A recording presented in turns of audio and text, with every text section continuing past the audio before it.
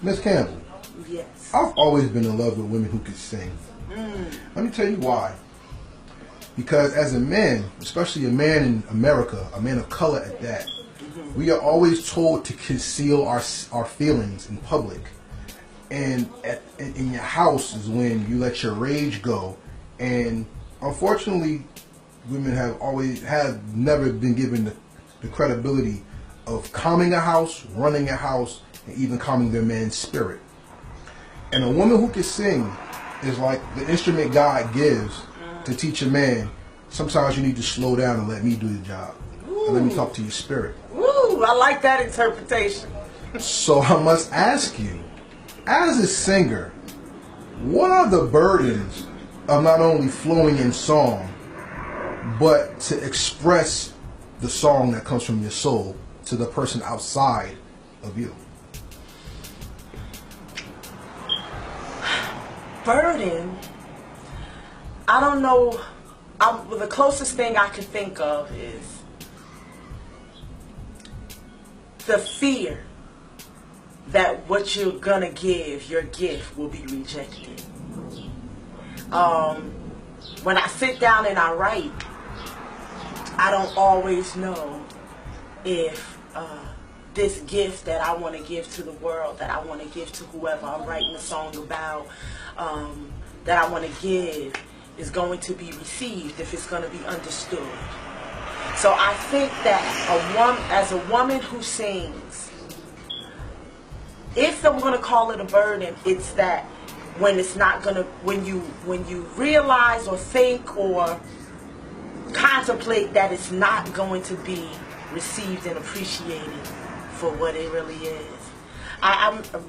Many years ago, I wrote this song called "I'm Gonna Write a Song for You," and that was, I wrote the name of the song is "I Am Gonna Write a Song for You." It's literally the hook, and it was about, I have nothing to give. How do I show you how I love you? You know what? I'm going to give you something that's out of here, and I'm going to write a song for you, and it's going to be immortal. It will last forever. And the fear is that it won't mean anything to anyone when it's literally a piece of your soul, when it's literally a piece of your heart.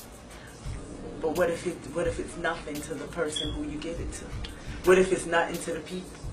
See, and that's that, I guess. I don't know if that's what you meant, but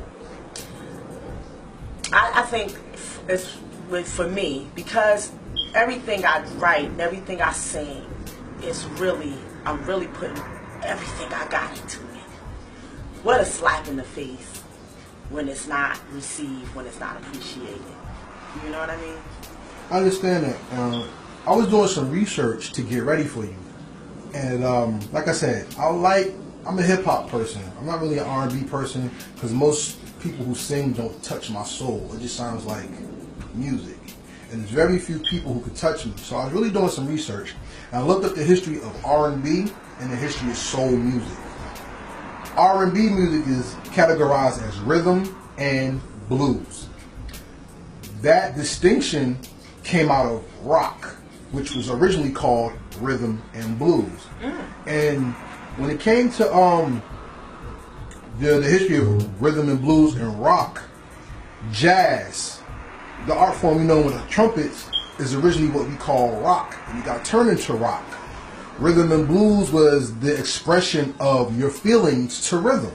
And people of color had the blues because the blues meant this is how we deal with the troubles and tribulations of our days, so we put it in song.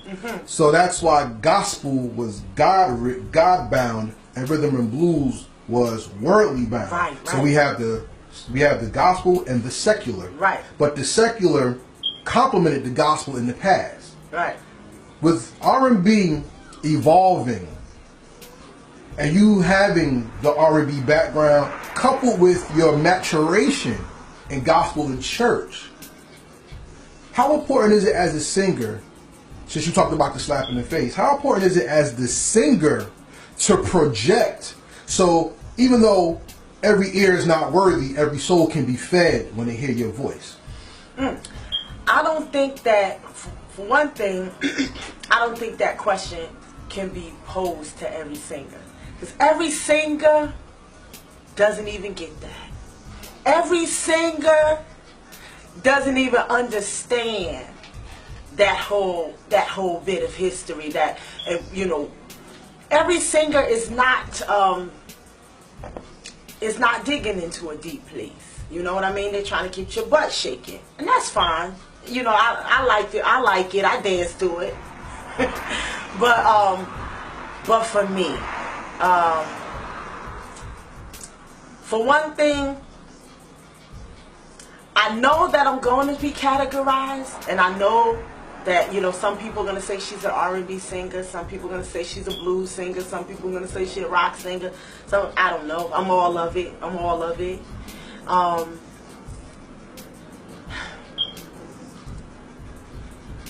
I don't know if it's maturation that gets you there, or it's just living.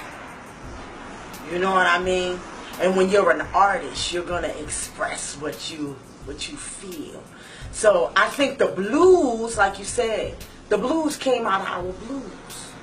You know what I mean? They had to express their hardships, what they were going through, the burdens of being a black person in America. You know, everybody doesn't write. You know, Nina Simone said that she thinks that the duty of an artist is to express the times. Every person doesn't do that. You know what I mean? Some people are entertainers and some people are artists. Some people sing to express and some people sing for fun, you know, or just because it's dope or they can do it or they got a great voice.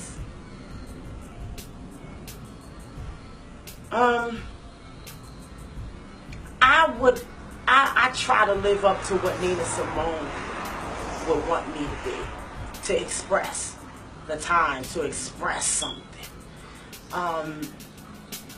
And to be honest with you, that has been one of the biggest challenges that I've faced as a singer.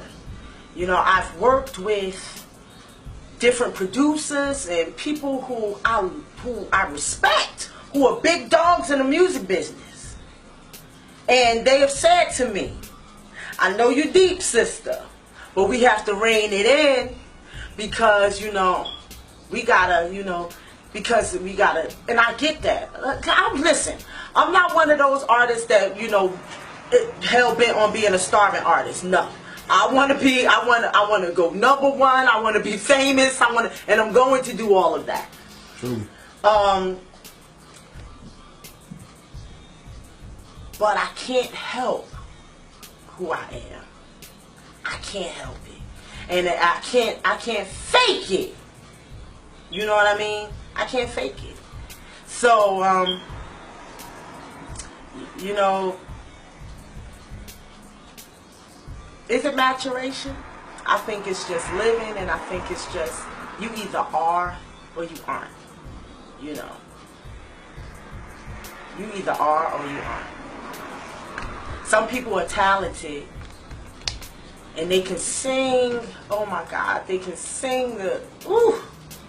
And then some people are just, you know, they may not have the greatest voice, but when they open their mouth, you feel it all over yourself because it's coming from somewhere else. And those blues greats, that's what they were doing.